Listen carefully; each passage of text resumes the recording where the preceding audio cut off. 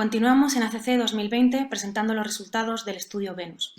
Este estudio partió de la hipótesis de que la infusión de etanol en la vena de Marshall en la ablación de novo de filación auricular persistente podría incrementar las opciones de mantener el ritmo sinusal.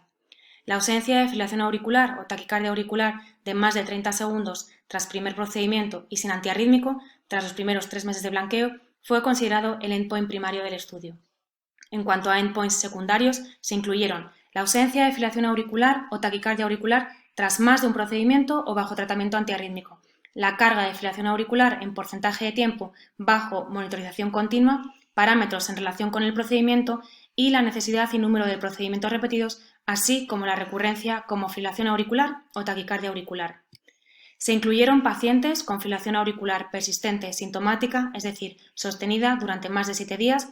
que fuera refractaria al menos a un antiarrítmico, y se excluyeron aquellos en los que se había intentado ablación previamente, aquellos con aurícula izquierda muy dilatada por diámetro o volumen ecocardiográfico y con fracción de eyección por debajo del 30%.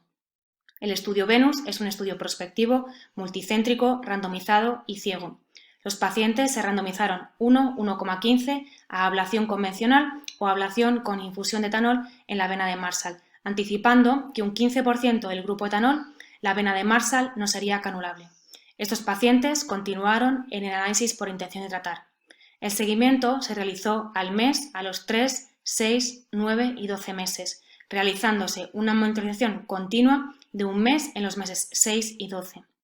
El fallo de la ablación se consideró fallo clínico si filación auricular o taquicardia auricular sintomática tras periodo de blanqueo de 3 meses o fallo por monitorización ante la detección de filación auricular o taquicardia auricular de más de 30 segundos en la monitorización continua.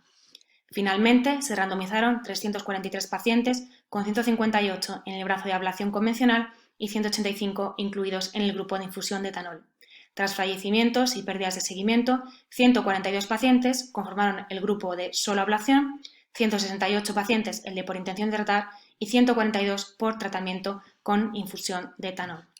En cuanto a los resultados del endpoint primario, el éxito del procedimiento definido como ausencia de filación auricular o taquicardia auricular a partir de los 3 meses en ausencia de antiarrítmico. Se consiguió en un 38% de los pacientes randomizados a ablación convencional, frente a un 49,2% por intención de tratar y 51,6% por tratamiento en el grupo de infusión de etanol en la vena de Marshall. Si desgranamos los resultados según los componentes del endpoint primario, en cuanto a la recurrencia de filación auricular o taquicardia auricular, se produjo en un 51,9% entre los sometidos a ablación convencional respecto a un 41,6% y 40% en los grupos por intención de tratar y por tratamiento de la infusión de etanol, respectivamente, alcanzando significación estadística. En cuanto a fallo por recurrencia clínica o recurrencia detectada mediante monitorización, no hubo diferencias por grupos. Y por último, en cuanto al tiempo a recurrencia, el grupo por tratamiento presentó una reducción de recurrencia a lo largo del tiempo con un hazard ratio de 0,66 y un valor P de 0,017.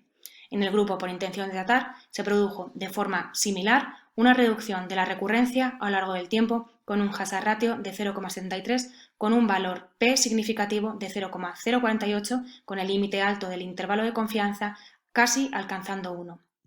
En cuanto a los endpoints secundarios, el éxito tras repetición de procedimiento o con antiarrítmicos fue significativo en el grupo por tratamiento y en cuanto a la necesidad de repetición de ablación se llevó a cabo en el 25% del grupo de ablación convencional y en el 17% en el grupo de etanol, siendo solo significativo en el grupo por intención de tratar. En cuanto a la distribución de la carga de filación auricular o taquicardia auricular en la monitorización a los 6 y 12 meses, 0% de filación auricular o taquicardia auricular se registró en un 67,9% de los pacientes sometidos solo a ablación y en un 78,3% de los pacientes en los que se infundió etanol, con una diferencia estadísticamente significativa. Por último, en cuanto a parámetros en relación con el procedimiento y eventos adversos, consecuentemente, la infusión de etanol implicó de forma significativa más tiempo de procedimiento y fluoroscopia, y también mayor riesgo de sobrecarga hídrica que requirió el empleo de diuréticos.